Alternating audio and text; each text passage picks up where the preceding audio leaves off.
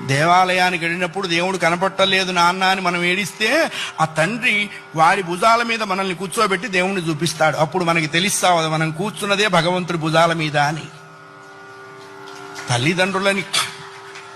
తల్లిదండ్రులకి గుళ్ళు కట్టించక్కర్లేదు, కట్టించిన గుళ్ళ ముందు వాళ్ళని కూర్చోబెట్టకుండా ఉంటే చాలు.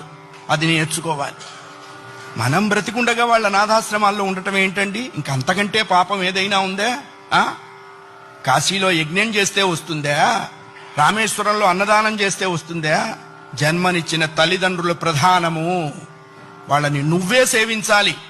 భగవంతుని సేవించకపోయినా నష్టం లేదు, బోల్డు మంది ఉన్నారు. జన్మనిచ్చిన తల్లిదండ్రుల్ని సేవించాలి, అది కర్తవ్యము. రామాయణం అదే చెప్పింది.